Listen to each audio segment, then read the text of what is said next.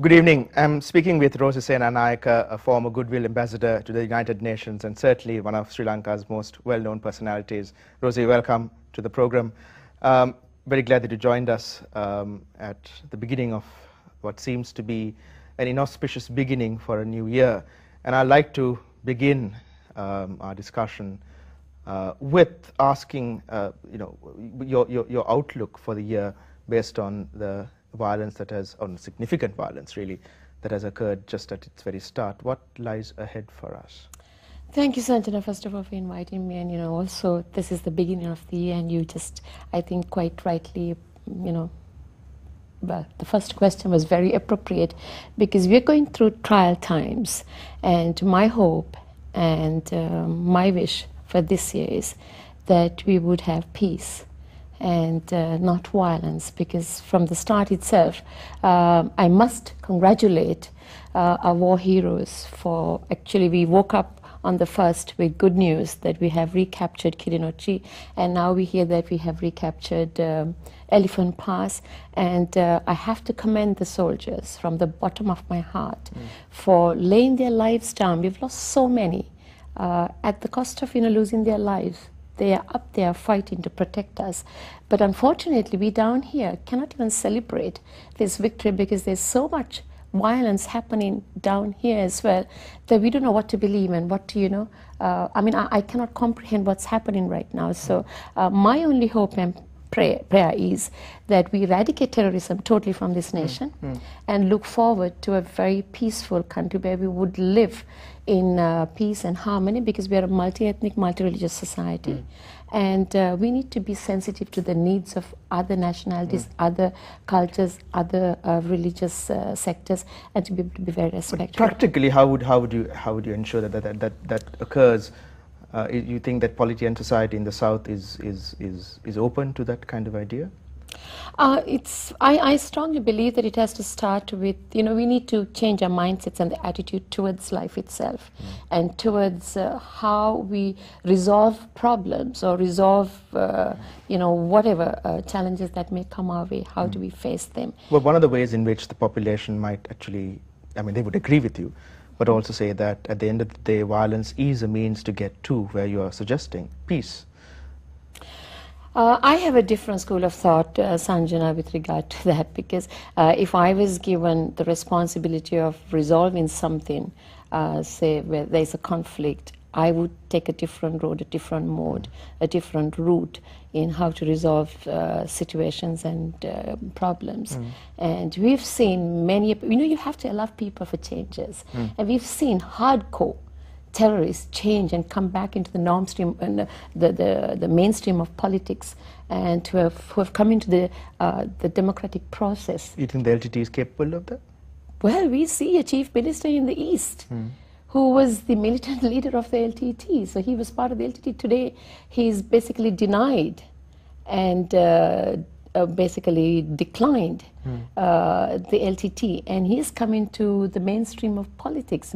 Mr. Karunaman, Mr. Pillayan, if they can do it, anyone can do it. But certainly not through a denunciation of violence. No, but the thing is, we need to allow people to, we need to give them the freedom, or we need to create that platform for them to be able to, open their eyes, open their hearts and see, there is another way of fighting for whatever that you believe in. You brought in the aspect of family. 1 week ago, we had Mr. Uday Gavampila, the legal advisor to the JHU and chairperson of the Central Environmental Authority, and he used an interesting example. He said that if a rabid dog were to come in and start biting children in a playground, and if you were a Buddhist, would you look on without acting? And I think his suggestion was that if there is a terrorist entity that is hell-bent on destroying the values, the norms, and certainly the ethics and the ways of belief, the society and polity as we know it, would you just sit passively by and let that entity do violence? Sanjana, I said that I would take a different mode and a different route and a different way in how I would resolve problems. We live in a civilized society. We're not talking about animals and humans, we're talking about human beings.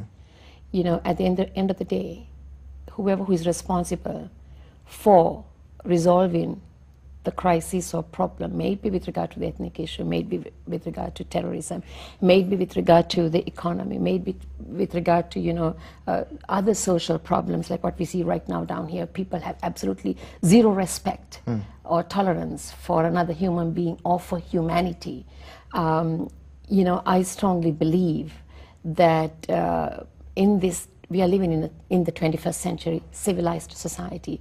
I strongly believe that we first have to realize that when we take on responsibility, that we have to be totally responsible for another human being's life, because at the end of the day, we haven't come here to live forever.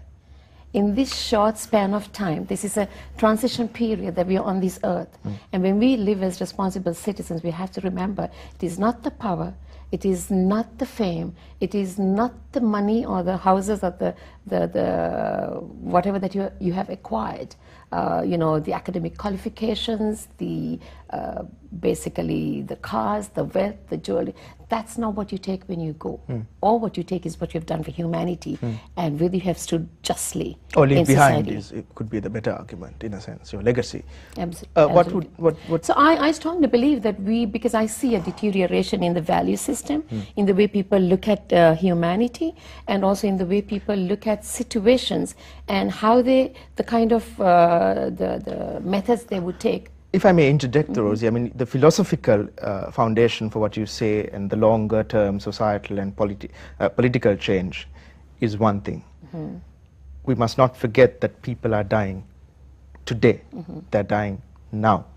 Lasantha Wickrematunge, the attacks on independent voices and independent media, on civil society activists and human rights defenders, these are occurring now, today. And even as we wish and desire for change over the longer term, as a political activist, what can and should you do to bring about an immediate stop to this violence? I strongly believe that people should stand together. People should band together to fight. As much as we stand together as a one nation, one people to eradicate terrorism, we need to stand together as one nation, one people to fight against this kind of violence that one cannot comprehend. People are scared, Rosy. See, the thing is, if we all sit back and say we are scared, now I would love to, not love to, I mean, take this opportunity to basically give all the credit and to thank Lasantha Wickrematunge from the bottom of my heart. I may not have agreed with 100% of what he said or wrote, but 80% of what was said and what he stood for, I would agree with. And he always stood for a just society, a just nation, and for the truth. And fearlessly, at the risk of, basically laying his life down, which did happen. And I'm saddened by what has happened. And if people can be so cruel into, destroying institutions that would speak the truth, or give society something, media institutions and media personnel. It's not only the media personnel, it's people from all walks of life. If they come in your way, and if they come in the way where you think and you believe that this is the only way to resolve something, and if you are eradicating human beings who would have a different opinion or a different perception, then I don't think you have really won the victory. You spoke about institutions and, in a sense, the culture of violence that pervades the institutional architectonics of governance in Sri Lanka. A report released in late in 2008, I believe it was November 2008, that looked at intra-party, inner-party democracy, looking at also the UNP and the SLFP, suggested amongst many other things that inner-party democracy is extremely poor in Sri Lanka. You are not dealing with political parties and a political party architecture inside the political party that affords democratic space for young leaders to be nurtured, to find their way to the top of the political party. It's still a very parochial, it's almost feudal in some respects. I agree. That's why I said that, I think you were talking about the family institution, and then you brought this aspect of, what Mr. Udayagamampille had said.